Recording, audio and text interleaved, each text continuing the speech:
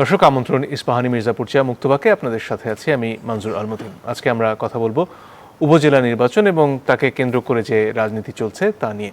এ নিয়ে কথা বলতে তিনজন সম্মানিত অতিথি রয়েছেন আমাদের সাথে। সরাসরি আমাদের সাথে যুক্ত হয়েছেন ডক্টর মোহাম্মদ হাবিবে মিল্লাত, তিনি সাবেক সংসদ সদস্য এবং বাংলাদেশ আওয়ামী লীগের একজন নেতা। স্টুডিওতে আমাদের মধ্যে উপস্থিত হয়েছেন জনাব শহীদুল ইসলাম বাবুল, সাধারণ সম্পাদক জাতীয়তাবাদী কৃষক দল, এবং আছেন জনাব রহিন হোসেন প্রিন্স, সাধারণ সম্পাদক সিপিবি। আপনাদের সবাইকে স্বাগত আমাদের এই অনুষ্ঠানে। শুরুতেই জনাব হাবিব মিল্লাত, আপনার কাছে আসতে চাই। অনেকগুলো ঘটনা ঘটেছে উপজেলা নির্বাচনকে কেন্দ্র করে। তার মধ্যে যেমন প্রার্থীকে অপহরণের ঘটনা রয়েছে, একজন প্রতিমন্ত্রীর দুঃখ প্রকাশ রয়েছে। এর পাশাপাশি সংসদ সদস্যদের কাছের যারা আত্মীয় স্বজন তাদেরকে নির্বাচন থেকে সরে দাঁড়ানোর জন্য কেন্দ্র থেকে অনুরোধ করা, এবং তারপরে কারো কারো সরে দাঁড়ানো, আরও অনেকের সরে না দাঁড়ানো, এই ঘটনাগুলো সামনে এসেছে। প্রথম প্রশ্ন হচ্ছে, সংসদ সদস্যদের যারা আত্মীয় তারা কেন উপজেলা নির্বাচন করতে পারবে না? দলীয়ভাবে এর পেছনে কি যুক্তি দাঁড় করানো হচ্ছে, সেখান থেকে যদি শুরু করি। ধন্যবাদ আপনাকে।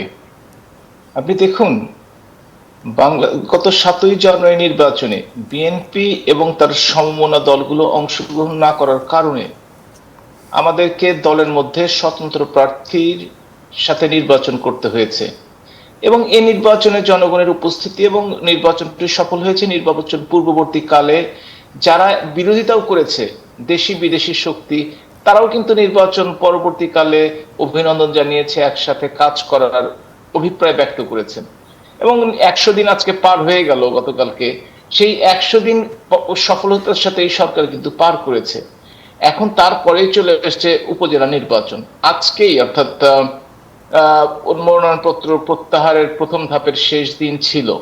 হ্যাঁ, আমরা জানি যে একজন নাটোরের একজন উপজেলা চেয়ারম্যান পদপ্রার্থীকে অভিযুক্ত করা হচ্ছে, যদিও অভিযুক্ত করা হচ্ছে যে তিনি তার প্রতিদ্বন্দ্বীকে অপহরণ করিয়েছিলেন তার লোকজন দিয়ে, এবং তিনি পরবর্তীতে প্রত্যাহার করেছেন। খুবই দুঃখজনক ঘটনা। আমরা এই ধরনের ঘটনা দেখতে চাই না, এবং যারা এই কাজগুলো করেন তারা দল এবং দেশের জন্য ক্ষতিকর, তাদেরকে আমরা চাই না আসলে। সাথে সাথে আপনারা আর একটা প্রশ্ন করেছেন যে এমপিদের আত্মীয় স্বজন কেন নির্বাচন, দলের কি অবস্থান। আমি কিন্তু শুরু করেছি জাতীয় সংসদ নির্বাচন দিয়ে এই কারণেই, যারা গণতন্ত্রকে সঠিক পথে পরিচালিত হতে দিতে চায় না, দেশকে অন্য কোনো অবস্থায় নিয়ে যাওয়ার জন্য চেষ্টা করে, যেগুলো অতীত হয়েছে, তাদেরকে জনগণের শক্তি দিয়ে প্রতিহত করার জন্যই নির্বাচন। আর স্থানীয় সরকার নির্বাচন এবং জাতীয় নির্বাচনের মধ্যে কিন্তু বিরাট একটা পার্থক্য রয়েছে। এই জাতীয় নির্বাচনে সরকার পরিবর্তন হয়, আর স্থানীয় নির্বাচনগুলোতে স্থানীয় সরকারের শক্তিশালী হয়, কিন্তু সরকারের উপরে কমই প্রভাব পড়ে, যদি না একান্তই বিশাল সংখ্যক বিরোধী দলের প্রার্থীরা জয়ী হন। সুতরাং এই নির্বাচনটিতেও প্রথমত আমরা শুনেছিলাম বিএনপি, আমি জানি না আজকে তারা কি সিদ্ধান্ত নিয়েছে, তবে গতকাল পর্যন্ত তাদের সিদ্ধান্ত তারা নির্বাচনে আসবে না। জামাত নির্বাচনে আসার ঘোষণা দিয়েও পরবর্তীতে ঈদের আগে নির্বাচনে অংশগ্রহণ করবে না বলে ঘোষণা দিয়েছে। পরবর্তীকালে জাতীয় পার্টি প্রতীক নিয়ে নির্বাচন করার চেষ্টা করেও প্রার্থী না পাওয়ার কারণে তারা নির্বাচনে অংশগ্রহণ করতে পারছে না। এই অবস্থাতে এবং আওয়ামী লীগ তাদের দলীয় প্রতীক এই নির্বাচনে না দেওয়ার সিদ্ধান্ত ঘোষণা করেছে এবং দলের মধ্যে নির্বাচনকে উন্মুক্ত করে দিয়েছে।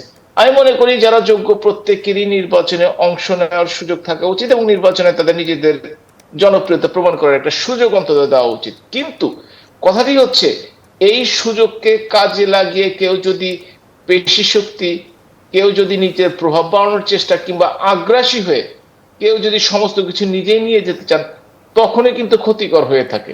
মানে তাহলে কি ব্যাপারটা এমন দাঁড়াচ্ছে যে আওয়ামী লীগ দলীয়ভাবে ঢালাওভাবে তার এমপিদের বিশ্বাস করতে পারছে না যে তারা এই নির্বাচনটা প্রভাবমুক্ত রাখবেন?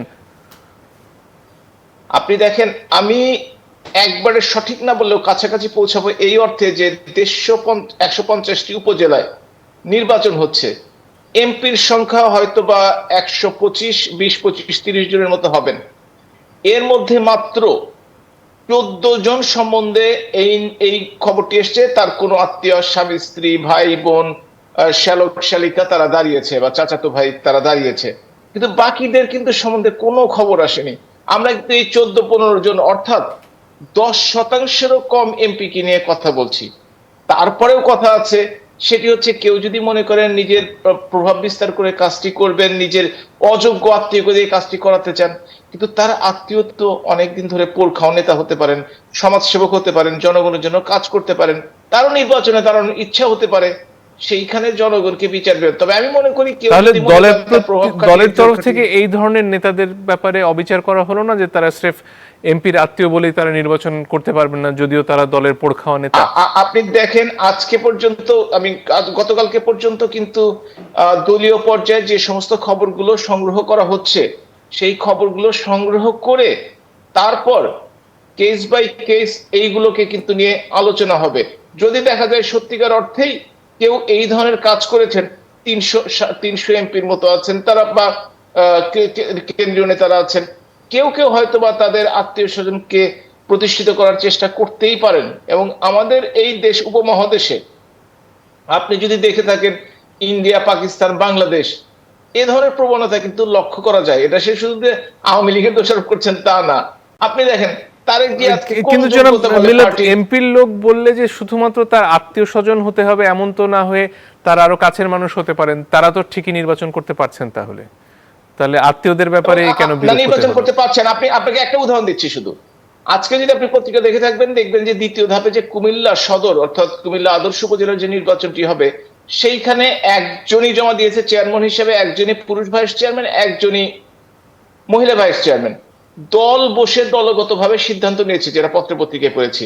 সেইখানে কিন্তু তারা যদি তাদের মনোনয়নটি টিকে যায়, যদি যাচাই বাছাই তারা টিকে যান, তারা কিন্তু একক মানে বিনা প্রতিদ্বন্দ্বিতায় নির্বাচিত হয়ে যাবেন, যেটা জাতীয় সংসদ নির্বাচনে কিন্তু হয়নি। জি, ধন্যবাদ। জনাব বাবুল, আপনার কাছে আসতে চাই। বিএনপি সরে দাঁড়িয়েছে নির্বাচন থেকে, তারা আগের যে অবস্থান, জাতীয় নির্বাচনে যে অবস্থানে ছিল একই অবস্থানে তারা থেকে গেছেন।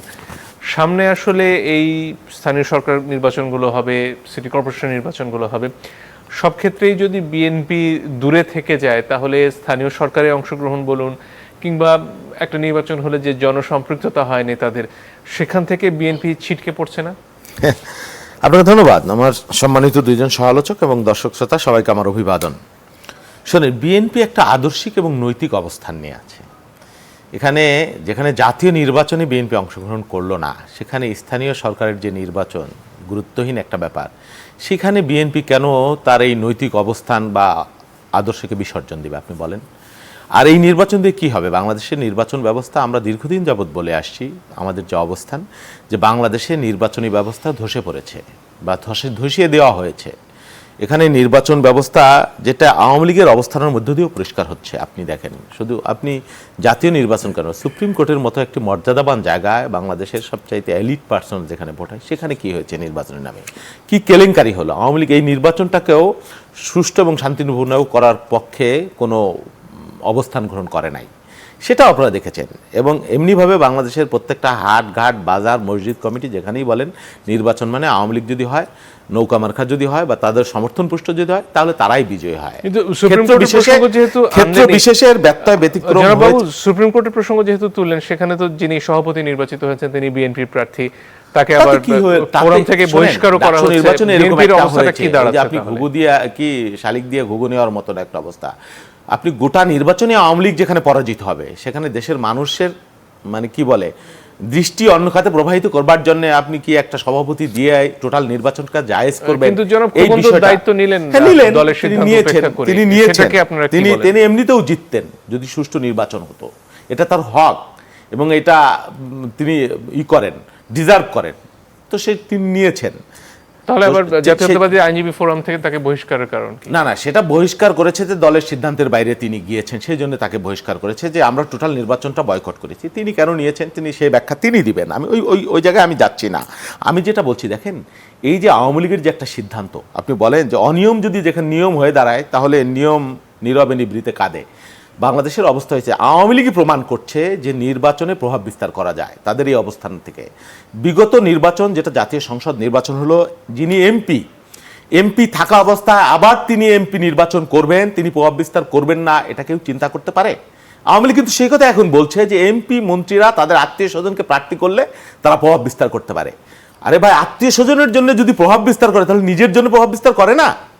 এটা একটা দ্বৈত অবস্থান। আপনি যে প্রশ্নটা মিল্লাত ভাইকে করলেন, মিল্লাত ভাই প্রশ্ন উত্তর কিন্তু দিল না, অনেক কথা বললো, কিন্তু আপনি টু দা পয়েন্টে যে প্রভাব বিস্তারের কথাটা যে বললেন, এই বক্তব্যটা আমরা দীর্ঘদিন দিয়ে আসছি যে এমপি থাকা অবস্থায় একজন আরেকজন এমপি নির্বাচন করতে পারেন না, এবং করলে তিনি ওখানে প্রভাব বিস্তার করবার সুযোগ থাকে, এবং করেছেন। এবং সেটাই আওয়ামী লীগ এখন এতদিন পরে এসে উপজেলা নির্বাচনে, যেহেতু বিএনপির প্রার্থী নাই, অন্য দলের প্রার্থী নাই, তাদের নিজের দলের প্রার্থীর মধ্যে যে পারে জিতে আসুক, ভালো ভোট করে দেন, কেউ যাতে প্রভাব বিস্তার না করে। তার মানে এমপি মন্ত্রীরা প্রভাব বিস্তার করতে পারে, তাদের আচরণে এবং তাদের ডিসিশনে এটা প্রমাণিত হয়েছে। আরেকটি বিষয় দেখেন, এই যে নির্বাচন নিয়ে কি হচ্ছে, আমরা যে প্রশ্নগুলো করেছি, যে ওই যে বললাম না, অনিয়ম যেখানে নিয়ম হয়ে দাঁড়ায়, সেখানে নিয়ম নীতি এগুলা আদর্শ এগুলো মানে নীরবে নিভৃতে কাঁদে। এই যে দেখলেন, আপনি বললেন নাটোরের ঘটনা ঘটেছে, তো আরেকজন এমপির বক্তব্য আপনি শুনেননি? তিনি বলেছেন যে আমার ছেলেকে ভোট না দিলে এই এলাকার উন্নয়ন বন্ধ থাকবে। বলতে পারেন? উনি কি বলতে পারেন বাংলাদেশের সাংবিধানিক যে বাস্তবতা, মানুষের সাংবিধানিক যে অধিকার, এমপি সাহেব কি করতে পারেন কি করতে পারেন না, ভোট না দিলে তার ছেলেকে উনি উন্নয়ন বন্ধ করে দিতে পারেন? এর জন্য কেউ তাকে জবাবদিহিতা আওতায় এনেছে? বাংলাদেশের আইন নিয়ম কানুন দুদক কি এনেছেন? আনেননি।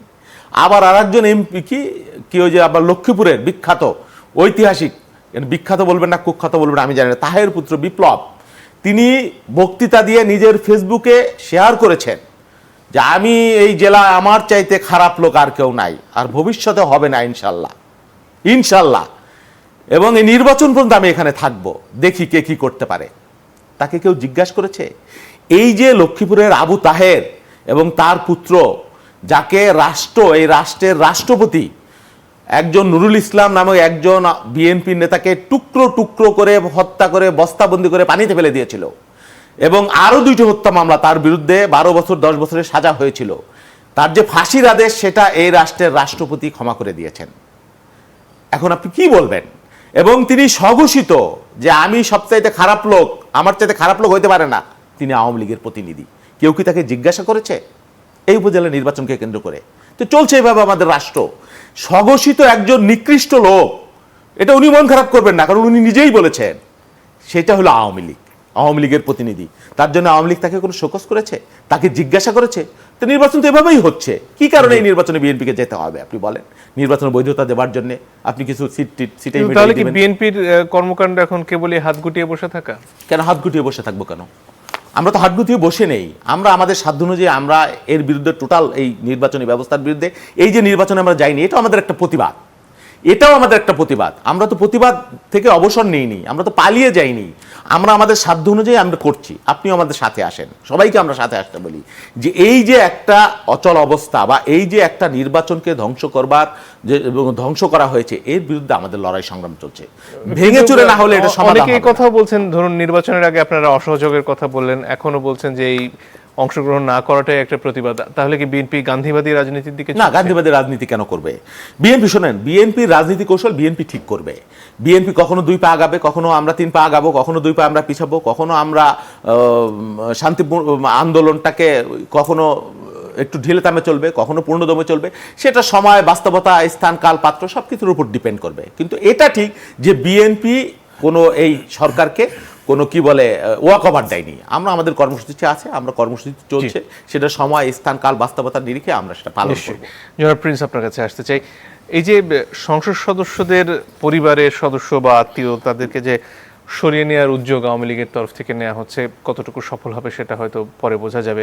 কিন্তু প্রশ্ন হচ্ছে, এতে করে আসলে আওয়ামী লীগ তার দলের নেতাদের এবং তার সংসদ সদস্যদের ব্যাপারে কি বার্তা দিচ্ছে? ধন্যবাদ আপনাকে, আলোচকদেরকে আমি ধন্যবাদ জানাচ্ছি এবং যারা শুনছেন এই রাতে তাদেরকে শুভেচ্ছা জানাচ্ছি। আচ্ছা, আমি আলোচনাটাকে আপনি সরাসরি যে প্রশ্নে আসলেন তার সম্পর্কেও কিছু কথা বলি, আর নির্বাচন যেহেতু একটা প্রধান আলোচনা সে বিষয়ে সামান্য কিছু কথা বলি। প্রথম কথা, আমার বুঝের একটা ভিত্তি যদি ধরি, আওয়ামী লীগের সাধারণ সম্পাদকের এই বিষয়ক সর্বশেষ একটু কথা দেখবেন। তিনি বলছেন যে যেহেতু অনেকে অংশ নিচ্ছে না, সেই সব বিবেচনা করে আওয়ামী লীগকেও তার নির্বাচনী কৌশল নির্ধারণ করতে হচ্ছে। সুতরাং তারা ভোটে একের পর এক অনেকগুলো কাজ করছে, শুধু ভোট কি বলে যে আমি আড্ডামির ভোট না, এর বাইরে আমি বলছি যেটা যে সেইটা করছে কি জন্যে সেটা পরিষ্কার। এই হচ্ছে প্রথম কথা। দ্বিতীয় কথা হচ্ছে যে যেহেতু বাংলাদেশের পার্লামেন্ট নির্বাচন অন্য, এটা যে যত কথা বলুক সবাই বুঝছে যে আসলে কোনো ভোট নাই, ভোটও হচ্ছে না। সুতরাং একটু কি বলে পুলিশ ফর্মে আচ্ছা ভোট সামনে আনা যায় কিনা তার একটা নানামুখী প্রচেষ্টা ছাড়া আর কিছু না। কিন্তু মূল কথা আপনি যেটা বললেন, আসলে আমার বিবেচনা এটা কোনো মানে যেহেতু রাজনীতিটা, যে দলের নামটা বললেন আওয়ামী লীগ, তারা প্রকৃতপক্ষে ওই অর্থে তো রাজনীতিটাই করছে না। অন্যদের কথা আমি আর আলোচনা এখন আনলাম না। সুতরাং তাতে এটা বার্তা কিছু না, এ হচ্ছে ইঁদুর বিড়াল খেলার বার্তা, আমি এইটুকুই দেখি। সুতরাং এর থেকে নতুন কিছু জানা বোঝা পাওয়ার কিছু নাই। পাওয়া জানা বোঝা হয়তো তার মানে কি, আপনি যদি আমাকে এরপরে প্রশ্ন করেন তার মানে এইটার পরে কি আবার একই ধারায় চলবে, তার উত্তর ওই যে ওই দলের সাধারণ সম্পাদক দিয়েছেন। এটা নির্ভর করবে যে বাইরের পরিবেশ পরিস্থিতি কি, তার উপরেই তারা তাদের কাজটা করবে, এটা বোঝা যায়। কিন্তু প্রশ্ন হচ্ছে যেটা, যদি আমি এই কথাটাকে অন্যভাবে একটু কিছু পজিটিভলি বোঝার চেষ্টা করি, যে ঠিক আছে এমপি সাহেবদেরকে যদি তারা একটা পজিটিভ বার্তা এইভাবে দেন, হ্যাঁ বিনা ভোটে নির্বাচিত হোক যাই হোক সে আলোচনা আমি বাদ রাখলাম, যে এমপিরা এমপির কাজই করবে, অন্যটায় হস্তক্ষেপ করবে না, যদি এইটা হয়ে থাকে তাহলে আপনি হয়তো বা ভাবতে পারি কিছুটা পজিটিভ। কিন্তু এটাতে একেবারেই না। না কেন? তার উত্তর সোজা হচ্ছে এই জন্যে যে আমাদের সংবিধান অনুযায়ী এমপিদের যা কাজ করার কথা, ধরেন একটা ভালো ভোটও যদি হতো, এমপি সাহেবরা নির্বাচিতও যদি হতেন জনগণের ভোটে, যেই হোক না কেন, কিন্তু যা চলছে যে এতদিন ধরে, সে আওয়ামী লীগ ক্ষমতায়, বিএনপি এর আগে ছিল, অন্যরাও ছিল, মানে এই দলগুলোই তো পালাক্রমে ছিল, কিন্তু এমপিরা এমপি হিসাবেই কি দায়িত্ব পালন করে? মোটেই না। কি সেটা সোজা কথা, এমপিদের আমাদের সংবিধানে বলছে একটা প্রধান কাজ হবে আইন প্রণয়ন করা আর ওভারঅল রাষ্ট্রযন্ত্রের রক্ষণাবেক্ষণ করা, দেখভাল করা। স্থানীয় উন্নয়ন আন্দোলনে তো হস্তক্ষেপ করার কথা না, বরঞ্চ আমাদের সংবিধানে স্থানীয় সরকার যেটা আছে সেইটা কখনো কায়েমও করা হলো না, বরঞ্চ এমপি তন্ত্র এখানেই প্রধানত বাধাগ্রস্ত করে চলেছে। তো হস্তক্ষেপ তো আছেই।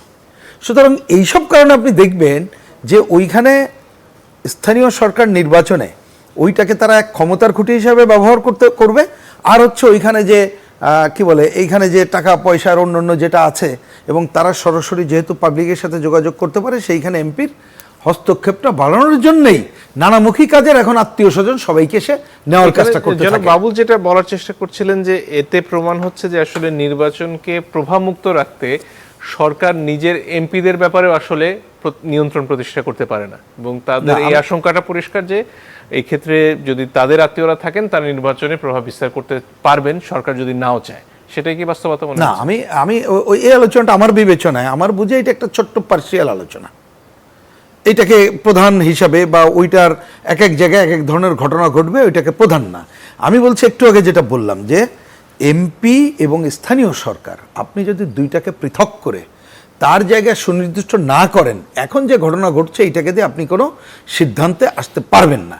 এখন দেখেন এইবারে যে নির্বাচনটা হচ্ছে, যদি বলেন এর আগে যে নির্বাচন হলো তো নির্বাচন হয় নাই।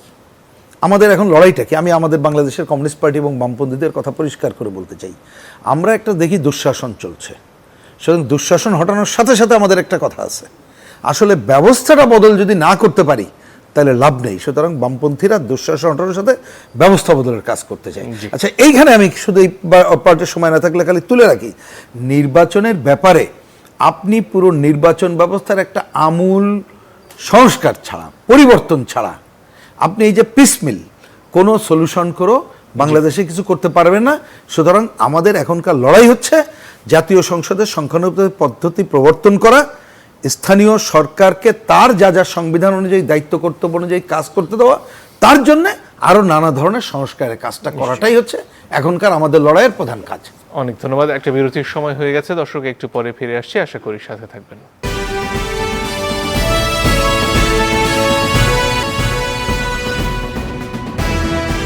দর্শক, আপনারা দেখছেন ইস্পাহানি মির্জাপুর চা মুক্তবাক। আমরা ফিরে আসবো ডক্টর হাবিবে মিল্লাত আপনার কাছে।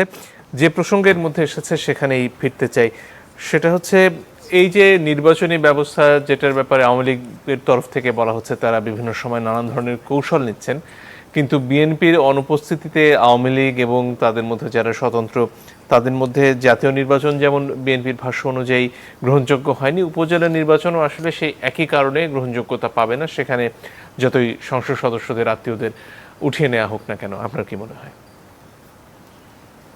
প্রথমেই তো বললাম যে বিএনপির ভাষ্য মতে আসলে বিএনপির ভাষ্যটা কি সেটাই তো জানি না।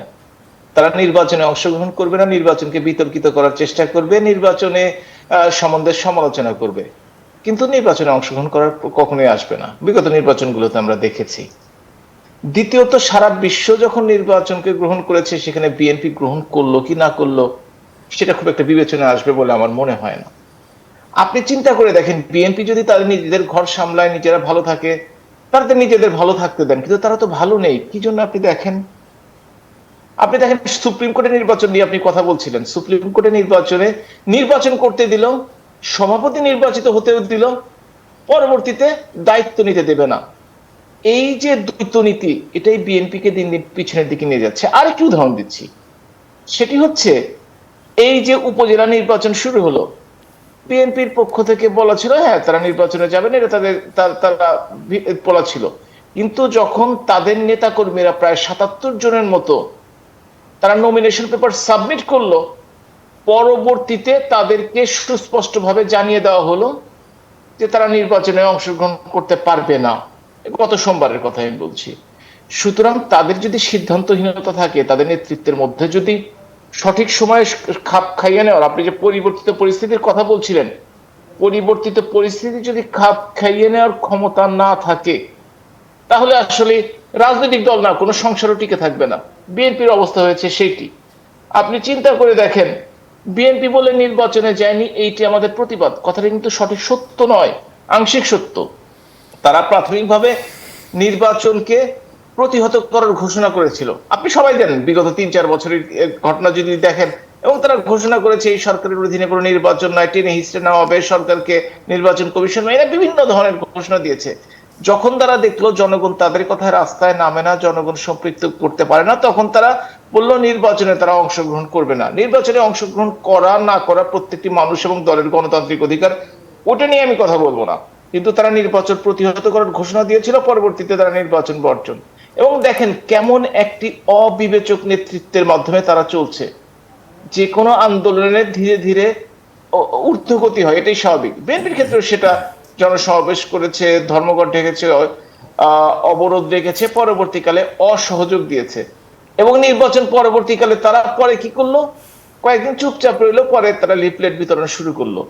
যখন একটি নির্বাচন পিকে চলে যায়, তারপরে যদি এরকম ছন্দ পতন, জনগণের কথা বাদই দিলাম। কিন্তু সেটার জন্য বিএনপির তরফ থেকে স্পষ্টতই বলা হয়েছে ডক্টর মিল্লাত, যে এই আন্দোলনকে ঘিরে যেভাবে তাদের নেতাকর্মীদের গ্রেফতার করা হয়েছে, মামলা দেয়া হয়েছে, মামলায় সাজা হয়েছে, এতে করে আসলে তাদের পক্ষে আর সরাসরি যে আন্দোলন তারা করছিলেন সেটা করা সম্ভব হয়নি, সেটা সরকারেরই দমন পীড়নের কারণে। প্রথমত একটা ওভারঅল কথা বলি, সেটি হচ্ছে যে কোন সরকারের সময় বিরোধী দলের প্রতি দমন পীড়নের অভিযোগ বিরোধী দল উঠায়নি, সেই সরকারের নামটি আমাকে একবার বলবেন।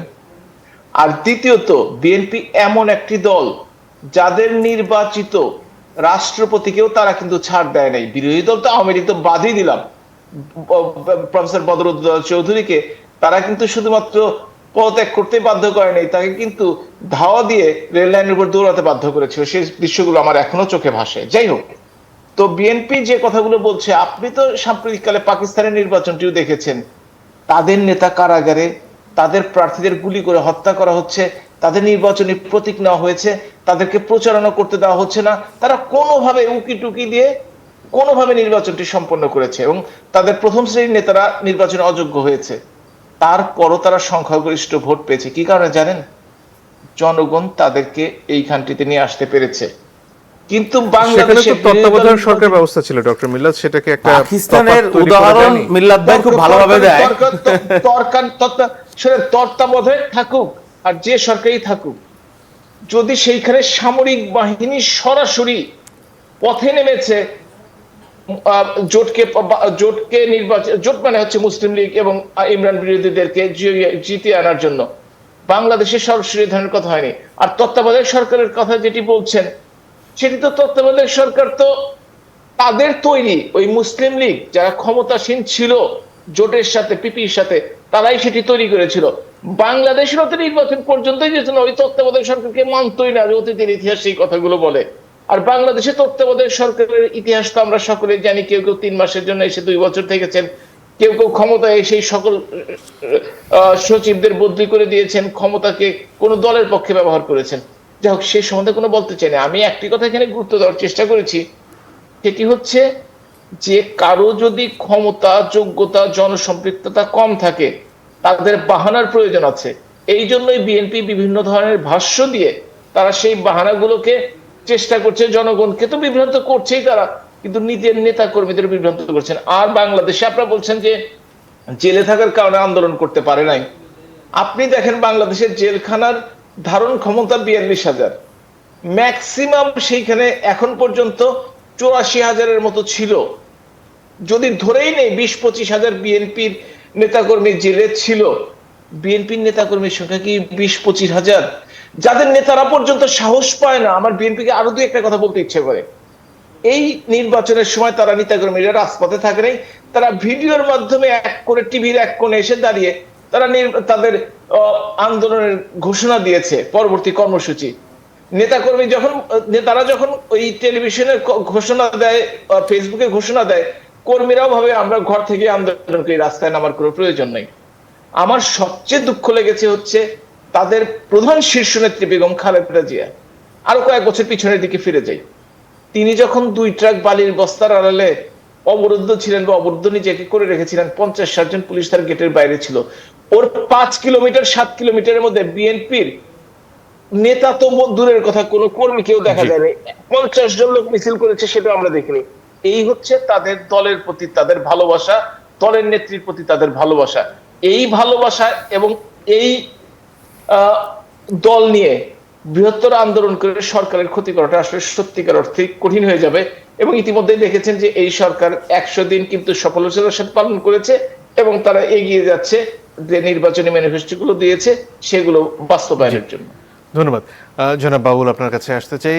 এই যে কথাটা ঘুরে ফিরে আসে আসলে যে বিএনপির আন্দোলনের ব্যর্থতার দায় বিএনপির, কারণ সব সরকারই কম বেশি বিরোধী শক্তিকে দমন পীড়ন করে, আওয়ামী লীগ তেমনটা করে থাকে, বিএনপির সেখানে নিজের পায়ে দাঁড়াতে পারা উচিত। আচ্ছা, এই কথাটা দিয়ে শুরু করি। বাংলাদেশে কোনো নিয়ম নীতি, আদর্শ, আইন কানুন কোনো কিছুই নাই। মুস্তাক ভাই, শেষ কথা দিয়ে আমি যদি শুরু করি, বাড়ির বস্তা দিয়ে ওরা আটকায় রাখবেন, আর বিএনপির হাজার হাজার লক্ষ লক্ষ নেতাকর্মী ওখানে যেয়ে বেগম খালেদা জিয়াকে উদ্ধার করতে হবে, এটাই তো তার বক্তব্য। তাছাড়া আর কি? তার মানে এখানে আপনি যে এই যে আদর্শের কথা, নীতি কথা বলেন বা আইনের কথা বলেন, এগুলো সব বাক্যাবাদ, এগুলো আপনি ডাইনে বায়ে সরিয়ে রাখেন। এখানে গায়ের শক্তি দেখাইতে হবে, আন্দোলনের শক্তি দেখাতে হবে, বলে দেন সেটা জাতীয়ভাবে, সংবিধানেও সেটা লিপিবদ্ধ করে দেন, অসুবিধা নাই। আর যেটা বলো কি অন্যায় নিপীড়ন, আমি দায়িত্ব নিয়ে বলছি, আওয়ামী লীগ সরকার, বিএনপি যতদিন সরকারে ছিল কয়জন গুম হয়েছিল একটু দয়া করে বলুক মিল্লাত ভাই, একটা তালিকা দেখ, আর আমি দেই নামগুলো পড়ি, যেগুলো প্রতিনিয়ত প্রতি বছর। আমার কথা বলি, তখন যে হার্ট অ্যাটাক গুলো হচ্ছিল সেগুলোর কথা। Heart attack, operation clean heart, operation clean হার্টে বিএনপির অনেক নেতাকর্মী, আমরা ওইটা আমরা সাপোর্ট করছি না এখন এই বাস্তবতায়, সেটা অন্য বাস্তবতায়, সেটা রাজনৈতিক নিপীড়নের কারণে হয়েছে, এটা আওয়ামী লীগও বলবে না। বিএনপির অনেক নেতাকর্মী নিহত হয়েছে, দেশের সামগ্রিক আইন শৃঙ্খলা, বাট তারপর আমি সেটাকে সাপোর্ট করছি না, সেটা একটা তাৎক্ষণিক ব্যবস্থা হয়ে থাকতে পারে। কিন্তু রাজনৈতিক কিলিং যেটা, এই যে বেনজির সাহেব, উনি নিজেকে ধোয়া তুলসী বাতা বলেন, উনি যখন র্যাবের ডিজি, হ্যাঁ, উনার কি স্ত্রী এবং কন্যাকে প্রাইভেসি ক্ষুণ্ণ হয়েছে, তার পাসপোর্ট নম্বর নাকি দেওয়া হয়েছে, সেই জন্য উনি অনেক গুসা করেছেন এবং ফেসবুকে এসে সাংবাদিক সম্মেলন করেনি, ফেসবুকে এসে তিনি সেই জন্য অনেক দুঃখ পেয়েছেন। কিন্তু ওনার আমলে যে বিএনপির শত শত নেতাকর্মী গুম হয়ে গেল, নাই হয়ে গেল, সেই বিষয় কি ওনার তখন কি কারো প্রাইভেসি, কারো মানবাধিকার ক্ষুণ্ণ হয়নি? উনি বলছেন, মিল্লাত ভাই বলছেন যে সব আমলেই ছিল অভিযোগ। আমি দায়িত্ব নিয়ে বলেন তো, এই যে বিএনপির মহাসচিব মির্জা আলমগীর কত বড় নিকৃষ্ট লোক, কত খারাপ লোক হইতে পারে? প্রতিনিয়ত রাতের বেলায় 2টার সময় 3টার সময় তাকে বাড়ি থেকে উঠিয়ে নিয়ে যাওয়া হয়, একবার না কতবার, কখন জেলে গেছেন কত। আব্দুল জলিল সাহেব তো ট্রাম্প কার্ডও ঘোষণা করেছিলেন আওয়ামী লীগের, একবার জেলে গিয়েছেন? একবার? আপনি বলেন, আওয়ামী লীগের সভানেত্রী একবার জেলে গিয়েছেন বিএনপির আমলে? এখন কইতে পারেন দুদক, দুর্নীতি, হ্যান ত্যান, নানান ধরনের অভিযোগ সবই দেওয়া যায়। এই যে এম কে আনোয়ারের মতো লোক আপনার ময়লার গাড়িতে আগুন দেওয়ার জন্য মৃত্যুবরণ করে গেলেন, মামলা নিয়ে ময়লার গাড়িতে নাকি আগুন দিয়েছেন, মুহুমুহু ভুয়া নিক্ষেপ করেছেন। হ্যাঁ, রাজনৈতিক মামলা সবসময় ছিল, যে মামলা। আমি আমার মতো একটা নির্বিবাদী মানুষ, কাউকে কোনোদিন রক্তচক্ষু দেখাই নাই, কাউকে কোনোদিন চট দেই নাই, 128টা মামলা নিয়ে বসবাস করি। কিন্তু অনেকবার জেলে গিয়েছি, কিন্তু আওয়ামী লীগের তরফ আহত থেকে যেটা হয়েছি, বলা হয়, রক্তাক্ত হয়েছি। জনাব এই বাবুল, যে গয়রহ আওয়ামী লীগের আমলে নির্যাতন হয়েছে আর বিএনপি আমলে, এটা যে সরলীকরণ করা, এক্ষেত্রে এক কিন্তু করা। ঘুরে ফিরে 21শে আগস্টের কথা চলে এক আসে এবং করা। বলা হয় যে আওয়ামী লীগ নেত্রীকে তখন বিএনপি নেতারাই হত্যার চেষ্টা করেছিলেন। শোনো, 21শে আগস্ট বাংলাদেশে হয়েছে, তো দুর্ভাগ্যজনক ঘটনা, এটাকে কেউ সাপোর্ট করবে না। বা 15ই আগস্ট হয়েছে বাংলাদেশে, এটাকে কেউ সাপোর্ট করবে না। এটা 30শে মে বাংলাদেশে হয়েছে জিয়া রহমানের হত্যাকাণ্ড, এটাকেও কেউ সাপোর্ট করবে না। আবার আওয়ামী লীগের আমলে যেটা মুক্তিযুদ্ধ হয় নাই, তার চাইতে নিকৃষ্ট হত্যাকাণ্ড, বিডিআর হত্যাকাণ্ড হয়েছে, এটাকেও কেউ সাপোর্ট করবে না। এটার সাথে আপনি এই রাজনৈতিক নিপীড়ন, এইটাকে যদি আপনি মিলান, তাহলে এটা একটা জাস্টিফাই হলো তফাৎটা না। কোথায়? হ্যাঁ, তফাৎটা কোথায়? তাহলে আপনি এটা কি আপনি কি বিডিআর হত্যাকাণ্ডের নিন্দা করবেন না? তার বিচার আপনি করবেন না? 21শে আগস্ট হয়েছে, বিএনপি শাসনের দুর্বল দিক ছিল, সেটা দুর্ভাগ্যজনক, তার বিচার ওনারা করছেন, করছেন, এটা নিয়ে তো কোনো কথা নাই। এটা 15ই আগস্টের BNP বিচার কখনো হয়েছে, দুঃখ 30শে প্রকাশ মের বিচার করেছে? হয়েছে, হয়েছে অবশ্যই। এটা কি কেউ সাপোর্ট করছে? আপনি 15ই আগস্টকে কি বিএনপি বলেছে যে ওটা সঠিক ছিল? আমরা বলেছি কেউ? এটা নিন্দনীয় ঘটনা অবশ্যই, এটা আমাদের সরকারের একটা কলঙ্ক। কিন্তু সেই কলঙ্কের জন্য আপনি এখন আপনি শত শত নেতাকর্মীকে গুম করে দিবেন, দুইটা নির্বাচন গিলে খেয়ে ফেলবেন, টোটাল রাতের বেলায় নির্বাচন করবেন, নির্বাচনের নামে আমি তুমি ডামি মামি খালু এগুলো করবেন, তালবাহানা করবেন, আর ওই সাপ লুডু খেলবেন, আর সেই নির্বাচনে বিএনপিকে আপনি যেতে বলবেন। তা আপনি বলেন পাকিস্তানের উদাহরণ দিলেন, পাকিস্তান এত নিকৃষ্ট রাষ্ট্র, এগুলো আপনারাই উদাহরণ দিলেন। সেখানে যে তত্ত্বাবধায়ক সরকারের অধীনে ভোট হয়েছে উনি বললো, আপনি এখানে দিতেন আপনার সাহস থাকলে তত্ত্বাবধায়ক সরকার। আপনি কে এম হাসানকেই মানেন না, আপনি এত ভোট প্লেয়ার, আপনি এত ভোট করা লোক, তা আপনি কে এম হাসানের অধীনে কেন গেলেন না? আর আপনি বলতেছেন আপনার দলের সভানেত্রীর অধীনে বিএনপিকে ভোটে যেতে হবে, এটা কি মাওবাড়ির আবদার? এইটা যে আপনাকে আমি বৈধতা দেবো, আপনাকে ফুলের মালা দেবো, এই চিন্তা করা তো মানে দুরূহ, এই চিন্তা করা তো বাতুলতা। আমাদের বক্তব্যটা সেখানেই যে আমরা গোটা বাংলাদেশের মানুষের ভোটের অধিকার, শুধু বিএনপি একা না। মিল্লাত ভাই খালি বিএনপিকে ব্লেম করে, বিএনপি তো বিরোধী দলেও নাই। আপনারা একটা বিরোধী দল বানাইছেন, আবার দামিও বানাইছেন, কে কি বক্তব্য দেবে সেটাও আপনি ঠিক করে দেন, আর সকালে ওইটা খালি বিএনপির বিরুদ্ধে, বিএনপি কেন ভোটে গেল না? বিএনপি একা তো যায় নাই, বহু দল আছে যায় নাই। এই যে প্রিন্স ভাইও বললো আপনার বিদ্বেষ হলে খালি বিএনপি নিয়ে, আরে ভাই বিএনপি তো আপনি সংসদেও বিরোধী দল বানাইছেন, কি কারণে? আপনার ওবায়দুল কাদের সাহেব দেখেন, ঘুম থেকে উঠাই আপনি গুগলে সার্চ দেন, বিএনপির এটা ঠিক হয় নাই, বিএনপি ধ্বংস হয়ে যাবে, বিএনপি বিপথে চলে গেছে, বিএনপি গণবিচ্ছিন্ন হয়ে গেছে, বিএনপি পারবে না, বিএনপি মুসলিম লীগ হয়ে যাবে। আরে ভাই বিএনপি নিয়ে আপনার এত চিন্তা কেন? যদি অত চিন্তা হয়ে থাকে আওয়ামী লীগ থেকে পদত্যাগ করেন, তারপরে বিএনপিতে অ্যাপ্লিকেশন করেন, তারপরে বিএনপির এত সদুপদেশ দিয়ে একটা রাজনৈতিক দল যখন আর একটা রাজনৈতিক দলকে পরামর্শ দেয়, উপদেশ দেয়, বিএনপি এটা ঠিক হয় না, বিএনপি ওইটা ঠিক করবে, এইভাবে বিএনপির চলতে হবে, তখন বুঝতে হবে যে ডালমে কুছ কালা হয়। এটাই হলো আমাদের বক্তব্য। জি, ধন্যবাদ। জনাব প্রিন্স, আপনার কাছে আসতে চাই, যখনই বাংলাদেশে কোনো রাজনৈতিক সমস্যার কথা ওঠে তখনই 21শে আগস্টের মতো ঘটনা সামনে চলে আসে এবং আওয়ামী লীগের তরফ থেকে ঘুরে ফিরে এটাই বলা হচ্ছে যে ওই ঘটনার পর আসলে এক টেবিলে বসে বিএনপি আওয়ামী লীগের পক্ষ থেকে কোনো ধরনের একটা রাজনৈতিক সমাধান বলুন বা ঐক্যমত্য বলুন সেখানে পৌঁছানো সম্ভব নয় এবং 90-এর 3 দলীয় যে রূপরেখা সেখানে ফিরে যাওয়া বা সে ধরনের একটা ঐক্যমত্য সব দলের, সেটা এখন সুদূর পরা হতো। আপনার কি মনে হয়? না, এটা যেটা বলা হয় এটাকে অস্বীকার করার কোনো কি বলবো যে জো নেই, কিন্তু আমি বলি শুধু কথাটা ওইখানে যদি আপনি দাড়ি টেনে দেন তাহলে এটা কারেক্ট হয় না আমাদের রাজনৈতিক অঙ্কে। সেটা হচ্ছে ওটা তো বটেই একটা বড় ঘটনা যে একটা দলকে তার প্রধানকে নিশ্চিহ্ন করতে চাইলো। বাংলাদেশের হিস্ট্রিতে এত বড় তো একটা রাজনৈতিক কি বলবো যে দুরভিসন্ধিমূলক কাজ তো অতীতে দেখা যায়নি। 75-এর 15ই আগস্ট তো আমাদের বিবেচনায় এটি একটা প্রতিক্রিয়াশীল কুদেতা সংগঠিত হয়েছিল, সুতরাং সেটা তো আছেই। কিন্তু এই ঘটনাগুলো হয় কেন, তার একটা বড় কারণ আমরা যেটা মনে করি সেটা হচ্ছে যে রাজনীতিটা কিন্তু একটা কঠিন শব্দ, কিন্তু সেটা এখন বলতেও হয় যে সেটা হচ্ছে রাজনীতিতে হচ্ছে উপরিকাঠামো, ভিত্তি কাঠামো তো অর্থনীতি, এবং রাজনীতিকে যদি সংজ্ঞায়িত প্রকৃতপক্ষে করতে আমরা যেটা শিখে আসি সেটা হচ্ছে অর্থনীতির ঘনীভূত রূপই হচ্ছে রাজনীতি।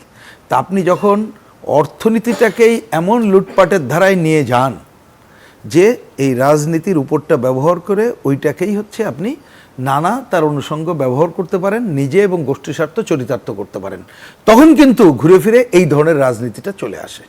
এই 21শে আগস্ট হোক বা এই যে এখন যেটা তার আগেও এই কেনা ঘটে, আপনি ঠিকই তো বললেন যে এই যে র্যাব আজকে যেটা নিয়ে কথা হয় কাদের আমলে তৈরি হয়েছিল কিনা আমরা দেখেছি, আমি বলছি সেটা তো বটেই আছে। কিন্তু আজকে যদি দেখেন, আমি যদি ওভারঅল আলোচনা না তুলে শুধুমাত্র সময়ের বিবেচনায় নির্বাচনের কথাও বলি, তাহলে নির্বাচনে আমাদের পজিশনটা কি সেটা বলি যে নির্বাচনে আপনি তাহলে কি বিষয়টা এরকম দাঁড়াচ্ছে যে আচ্ছা আওয়ামী লীগ খালি মুখে বললো ভালো হয়ে গেলাম, একটা ভালো নির্বাচন হলো, বা বিএনপিকে ক্ষমতায় বসালেন, আবার বিএনপি বললো যে ভালো নির্বাচন হবে, হয়ে গেল। কারণ আমরা তো অতীত দিনে তারাই তো ক্ষমতায় ছিল এবং এখনও আছে, তারা দেখতে পাচ্ছি। আমরা দেখছি পুরো ব্যবস্থাটাই ফেল করে গেছে। সুতরাং এই ব্যবস্থাটা ফেল করে গেছে, এটাকে স্বীকার করে, যদিও আবার এই কথাটা বলার মধ্যে দিয়ে কেউ যদি বলেন যে আপনারা এটা জোর করে করেন না কেন, যে আওয়ামী লীগ কী করে দেবে, বিএনপি করে দেবে। হ্যাঁ, কথা এটাকে বলি, আমরা জানি এই শাসকরা যতক্ষণ না পর্যন্ত জনগণ একটা গণ আন্দোলন গণসংগ্রাম গড়ে না তুলছে, তারা কিন্তু কথা শুনবে না। এ ব্যাপারে নিশ্চিতই আমরা বলতে চাই, যে প্রসঙ্গ আপনি খানিকক্ষণ আগেই আনলেন যে আসলে গণ আন্দোলন হওয়ার পরে আসলে কি হবে, তাতে কি আগের অবস্থায় আর নতুন রূপে ফিরে আসবে, নাকি আসলে নতুন কোনো ব্যবস্থা আসবে যেখানে মানুষ সুশাসন পাবে, এই আশ্বাস তাদেরকে কে দেবে? আচ্ছা, এটা ঠিক আছে। আচ্ছা, ওই জায়গায় যাওয়ার আগে আমি খালি ছোট্ট দুইটা শব্দ বলি, কারণ আগের আলোচনাটা আমি কমপ্লিট করতে পারবো না, আমি যাচ্ছি না। তাহলে আমি যদি নির্বাচনের পয়েন্ট যেটা বলছিলাম, তাহলে আগে যেটা বললাম, আমরা কথা উদাহরণ দিই যে আমরা যদি জাতীয় সংসদে করতে পারি যে সংখ্যানুপাতিক পদ্ধতি ব্যবস্থা প্রবর্তন হবে, কারণ আগেই বলেছি আইন প্রণয়ন করা রাষ্ট্রযন্ত্রের রক্ষণাবেক্ষণ, মার্কা ইলেকশন হবে, সে অনুযায়ী হলো। আর স্থানীয় সরকারকে আপনি একেবারে যা আমাদের সংবিধান অনুযায়ী এটা করবেন, এবং তারা স্থানীয় জনগণের সম্পৃক্ত করা, জনগণের অংশগ্রহণে তারা তাদের স্থানীয় উন্নয়নের কর্মকাণ্ডগুলো করবে। তাহলে আপনি যদি এই ধারাটা আনতে পারি, আমরা হয়তো নির্বাচনকে আমরা একটা পজিটিভ জায়গায় যেতে পারবো। আর নির্বাচনের পুরো দায়িত্বটা নির্বাচন কমিশন গ্রহণ করবে। আপনি দেখেন উপজেলা নিয়ে এত আলোচনা হচ্ছে, কিন্তু উপজেলা নির্বাচনের আগেও আমাদের নির্বাচন কমিশন যে নতুন নতুন আইন করলো, তাতে কি নির্বাচনকে টাকার খেলার উপরে নির্ভর করলো। জামানতের পরিমাণ বাড়িয়ে দিল, খরচের পরিমাণ বাড়িয়ে দিল। আগে ছিল আপনি একরঙা পোস্টার, এখন রঙিন পোস্টার সার উন্মুক্ত করে দিল। তার মানে আপনি টাকার খেলার কাছেও বন্দি করা হলো। আমি আর আলোচনা না, যে আপনি ওই প্রশ্নে আসি, পরে যেটা বললেন এটাই গুরুত্বপূর্ণ। এখন আমরা যেটা বলি সেইটা যদি করতে পারি, বা সেইটার কোনো অল্টারনেট আমরা দেখি না। আমরা বিভিন্ন দেশের শ্রেণী পেশার মানুষ, তার নিজস্ব দাবি আছে, তাহলে সেই দাবিতে তাদের ঐক্যবদ্ধ হইতে হবে। একই সাথে ভোটের অধিকার এবং পুরোই দুঃশাসন হটানোর দাবিতে, তারা যদি নির্বাচনের দাবিতে তাদেরকে যদি সক্রিয় অংশগ্রহণ আমরা করাইতে পারি, এর মধ্য দিয়ে যদি গণ আন্দোলন গণসংগ্রাম করতে পারি, তাহলে আপনি জনগণের হিস্সা আসতে পারে। এবার আসি, এই হিস্সা আসার ক্ষেত্রেও তো কতগুলো অভিজ্ঞতা আমাদের আছে। কি অভিজ্ঞতা? ধরেন 90 একটা বড় অভিজ্ঞতা, একটু খেয়াল করেন। 90 কিন্তু ছাত্রদের 10 দফা থেকে শুরু করে আপনি নারী সমাজ, ছাত্র, যুব, কৃষক, শ্রমিক, বুদ্ধিজীবী সবাই কিন্তু যার যার দাবিতে ঐক্যবদ্ধ হয়েছিল।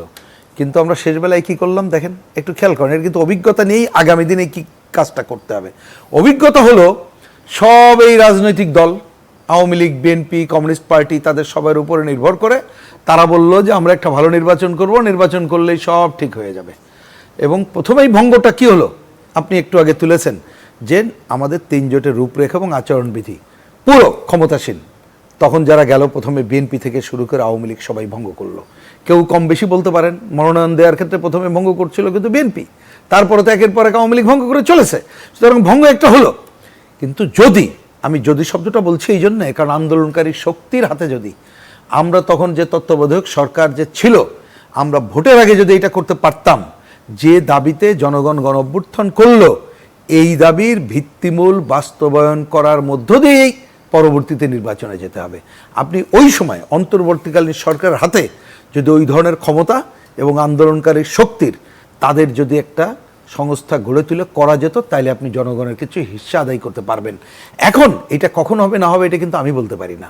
আমরা বুঝি এইটা ওই ধরনের গণ আন্দোলন গণ অভ্যুত্থান যদি আমরা করে তুলতে পারি, গণসংগ্রাম গড়ে তুলতে পারি, তাদের নেতৃত্বের আসনে কারা থাকবে এবং ওই যে বিভিন্ন শ্রেণী পেশার মানুষের কি সচেতন প্রয়াস থাকবে, তার উপরে নির্ভর করে অতীতের অভিজ্ঞতা নিয়ে আবার এগুলো আওয়ামী লীগ বিএনপির কাছে বর্গা দিলে চলবে না। গণ আন্দোলন গণ অভ্যুত্থান হলো, তাদের হাতে ছেড়ে দিলাম, মানে ধান পাকছে না, কষ্ট করে পাকাইলাম, কিন্তু গলায় তুলে 2 জন মারামারি করে তোমরাই তুলে নাও, জনগণের হিস্সা থাকলো না, যারাই এই যে ধান পাকানোর কাজটা করলো তাদের হাতে থাকলো না। এইরকম একটা জায়গায় বাংলাদেশকে যেতে হবে। সেটা কবে যাবে আমরা জানি না, সেটা নির্ভর করে জনগণের উপরে। কিন্তু আমরা বামপন্থীরা ওইটা করার জন্য প্রচেষ্টা নিচ্ছি। ওইটা না করতে পারা পর্যন্ত আপনি দেখবেন ওই আবার দ্বিদলীয় ধারার আপনি এই কথার মধ্যে থাকবেন, কখনো এই অর্থনীতি দুর্বৃত্ত ধারণা, কখনো হাওয়া ভবন, কখনো ঘরে ঘরে খাওয়া ভবন। এবং দিন যত যাবে দেখবেন রাজতন্ত্রের উপরে আর নিচেই জমিদারতন্ত্রের নানা আবির্ভাব ঘটবে। আপনি সাময়িক সময়ের জন্যে এইটাকে একটু পলিশ করা, ইন্টারনাল সমস্যা সমাধানের জন্যে আপনি সাময়িক চেষ্টা করবেন, কিন্তু এর থেকে মুক্তি পাবেন না। আর প্রচলিত অর্থনৈতিক ব্যবস্থা বহাল রেখে মুক্তির তো কোনো সম্ভাবনাই আমরা একেবারেই দেখি না। অনেক ধন্যবাদ ডক্টর মিল্লাত, যদি আর কিছু যোগ করার থাকে।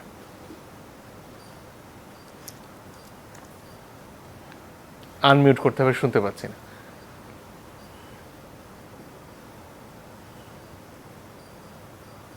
এখনো শুনতে পাচ্ছি না। আনমিউট কি করা আছে?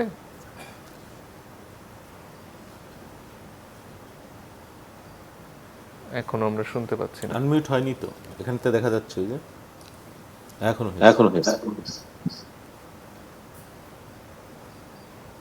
আরেকবার একটু না না।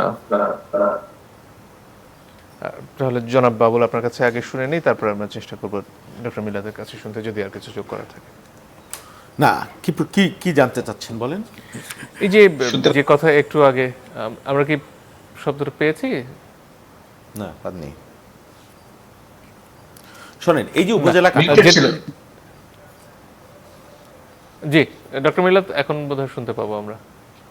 জি, যে কথাটি বলছিলাম, আসলে আমি প্রিন্স ভাইয়ের কথার সাথে সম্পূর্ণ একমত। বাস্তবতার নিরিখে আপনাকে কাজকর্মটি করতে হবে এবং মানুষের মনের ভাষাটি বুঝতে হবে। যদি বাস্তবতার নিরিখে না করেন, বাংলাদেশের মতো আশেপাশের দেশগুলোতে যদি আপনি তাকান, একসময় এই বাংলাদেশে মুসলিম লীগ দৌর্দণ্ড প্রতাপে শাসন করেছে, তারা কিন্তু নেই আজকে। পাশের দেশ ভারত ইলেকশন হচ্ছে, তাদের দুরবস্থা কংগ্রেসের দেখেছেন আপনারা। অন্যদিকে পিপলস পার্টি এখন 3 নাম্বার পার্টি। কিন্তু বাংলাদেশে কিন্তু এই বাস্তবতার কারণেই, বাস্তবতার সাথে তাল মিলিয়ে চলার কারণে বাংলাদেশ আওয়ামী লীগ কিন্তু 75 বছর টিকে আছে। তারা বিরোধী দলেও ছিল, সরকারি দলেও আছে, এবং তারা জনগণের ভাষা বুঝে। অন্য কোনো দলের মতো তারা শুধুমাত্র দূর থেকে জনগণের উদ্দেশ্যে বক্তৃতা দিয়ে তাদের দায়িত্ব শেষ করে দেয় না, তারা শেষ পর্যন্ত জনগণের সাথে থাকে। আপনি একটা কথা বলেছেন যে বিডিআর হত্যাকাণ্ড মুক্তিযুদ্ধের চেয়েও নাকি বড় ঘটনা। আমি এর সাথে বিডিআর সাথে দ্বিমত করি। না, বড় ঘটনা বলিনি, আমি বলছি মুক্তিযুদ্ধের সময় যত অফিসার মারা যায় না, ওই ঘটনায় তার চেয়ে বেশি অফিসার মারা গিয়েছে। মুক্তিযুদ্ধের সাথে তুলনা করে প্রমাণ করা হয় যে মুক্তিযুদ্ধকে বিতর্কিত করার চেষ্টা, যে জিনিসটাকে আপনি কেন ই করছেন? আরেকটি কথা, টুইস্ট করছেন কেন? 15ই আগস্টের কথা যেটা বলা হয়ে থাকে, তাহলে জন্মদিন করা বন্ধ করে দিয়েছেন কেন? আপনারা নাকি 15ই আগস্ট সম্বন্ধে খুবই কনসার্ন। সেই সময় ভুয়া জন্মদিন কেন আপনার নেত্রী পালন করতেন? কি আলোচনা নিয়ে আসলেন আমি তো বুঝলাম না। এর সাথে আমি তো বুঝলাম না। আপনি তো 15ই আগস্টের ঘটনার কথা বলেছেন, আপনার নেত্রী তো সেই সময় জন্মদিন পালন করেছে, যদিও তার 5টি জন্মদিন করি নাই, সেটা করেছি, এখন মনে করছি করি নাই।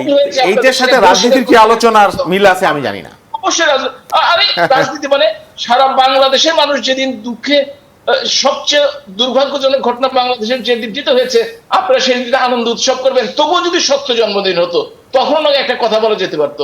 অন্য ভুল জন্মদিন দিয়ে সেই দিনটি পালন করে সেই আপনার সেই বিকৃত রাজনৈতিক আলোচনাকে আপনি যদি ব্যক্তিগত আলোচনা এইভাবে নিয়ে চলে যান, জন্মদিন কবে হইলো, কেন করছে, করলেও দোষ, না করলেও দোষ, অদ্ভুত ব্যাপার।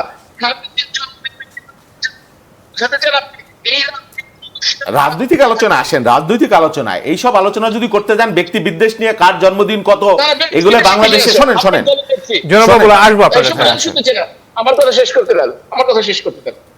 আপনারা ব্যক্তিগতভাবে নিয়ে যাবেন। বেগম খালেদা জি আপনার দলের শীর্ষ নেত্রী, আপনার দলের নেতারা মিলে উৎসব করে কেক কাটতেন, আর সে কথা এখন বলা যাবে না, সেটা নাকি ব্যক্তিগত পর্যায়ে নিয়ে গেলাম। ব্যক্তিগত পর্যায়ে কি জিনিস রাজনৈতিক দূরদর্শিতা থাকতে হয়। আরেকটি কথা, আন্দোলনের শক্তি প্রয়োগের কথা বলেছেন, সেই আন্দোলনের শক্তি 13, 14, 15-তে আমরা দেখেছি। অগ্নি সন্ত্রাস, মানুষকে পুড়িয়ে মারা, অসহায় মানুষদের পুড়িয়ে অবরোধ করা, তাতেও কোনো লাভ হয়নি, কিছু করতে পারেননি। সেই শক্তি দিয়ে বাংলাদেশে কিছু হবে না। অনেক ধন্যবাদ জনাব বাবুল। শোনেন, আন্দোলনের শক্তি আওয়ামী লীগ যেভাবে দেখিয়েছে, বিএনপি সেভাবে দেখাতে চায় না। আর মিল্লাত ভাই যে প্রসঙ্গে আলোচনা করে, একটু অন্য আলোচনা, কি 15ই আগস্টে কেন জন্মদিন, এই আলোচনার সাথে এই আলোচনা সাধুর্যপূর্ণ না, আমি সেটাই বলছিলাম। হ্যাঁ, কেউ করেছে তখন, এখন করছি না, ঠিক আছে, হতে পারে ওইটা ভুল, ওইটা না করলে ভালো ছিল, এটা না করেছে এটাও ভালো, আরো ভালো, সেটাকে আপনি সাধুবাদ না দেয় নিয়ে আপনি সমালোচনার জন্য সমালোচনা। আমি যেটা বলছিলাম, এই যে উপজেলা নির্বাচন বলেন, সংসদ নির্বাচন বলেন, মিল্লাত ভাইয়ের কথায় যে অনেক রাজনৈতিক দল বিলুপ্ত হয়ে গেছে, আওয়ামী লীগ টিকে আছে। আওয়ামী লীগের এমন দুর্দিনও গিয়েছে, আওয়ামী লীগের নেতারা বলছে যে আওয়ামী লীগের অফিসে কুপি জ্বালানের লোক নাই, কোনো পুরুষ ব্যাটা ছেলেকে পাইনি, আওয়ামী লীগের নেতারাই বলেছে।